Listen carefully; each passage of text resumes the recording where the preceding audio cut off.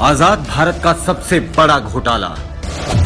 मोदी ने चंदा लेकर उद्योगपतियों को धंधा दिया और जांच एजेंसियों ने डराया, बीजेपी ने चंदा पाया।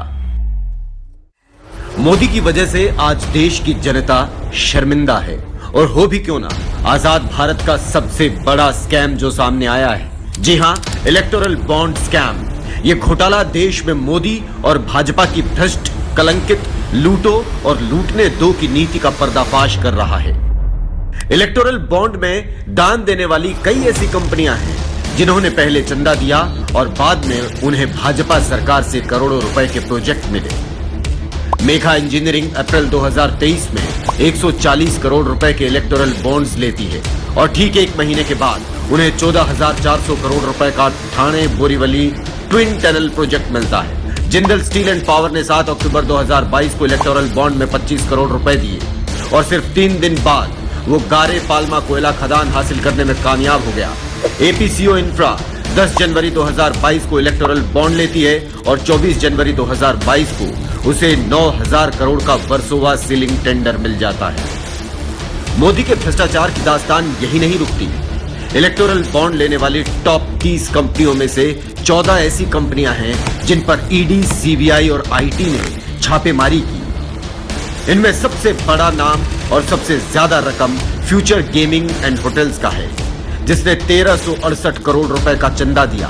कैसे दिया, यह भी हम आपको बताते हैं। 2 अप्रैल 2022 को ईडी ने फ्यूचर गेमिंग पर छापा मारा और ठीक 5 दिन बाद यानी कि 7 अप्रैल को फ्यूचर गेमिंग इलेक्टोरल बॉन्ड में 100 करोड़ रुपए का दान करती है। दूसरी बार इस कंपनी पर अक्टूबर 2023 में आईटी की रेड होती है और इसी महीने 65 करोड़ रुपए का दान ये कंपनी इलेक्टोरल बॉन्ड के रूप में करती है।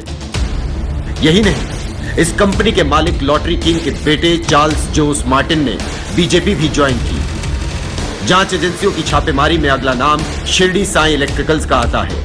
इनकम टैक्स ने दिसंबर 2023 में इस कंपनी पर छापा मारा और अगले ही महीने जनवरी 2024 में ये 40 करोड़ रुपए के इलेक्टोरल बॉन्ड खरीदती है। ऐसे ही हेटेरो फार्मा और यशोदा अस्पताल पर भी पहले छापेमारी हुई, फिर इन्होंने इलेक्टोरल बॉन्ड के माध्यम से चंदा दिया। इस चुनावी चंदे का पैटर्न ये बताता है कि एक हाथ दो और एक हाथ लो।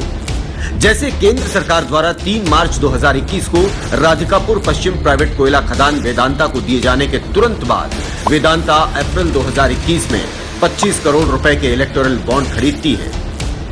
इसमें कई ऐसी संदिग्ध कंपनियां भी हैं जिन्होंने अपनी कुल पूंजी से अधिक बीजेपी को चंदा दिया। जैसे क्विक सप्लाई चेन लिमिटेड एक ऐसी कंपनी है जिसकी पूरी शेयर पूंजी MOCA फाइलिंग के अनुसार सिर्फ 130 करोड़ रुपए है और इसने 410 करोड़ रुपए के इलेक्टोरल बॉन्ड खरीदे हैं।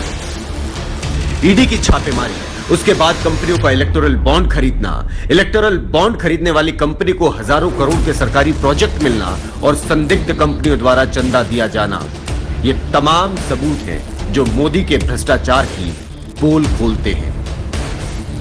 साफ है, मोदी ने आजाद भारत का सबसे बड़ा घोटाला किया है। जनता मोदी को सत्ता से बाहर कर इस भ्रष्टाचार का जवाब देगी।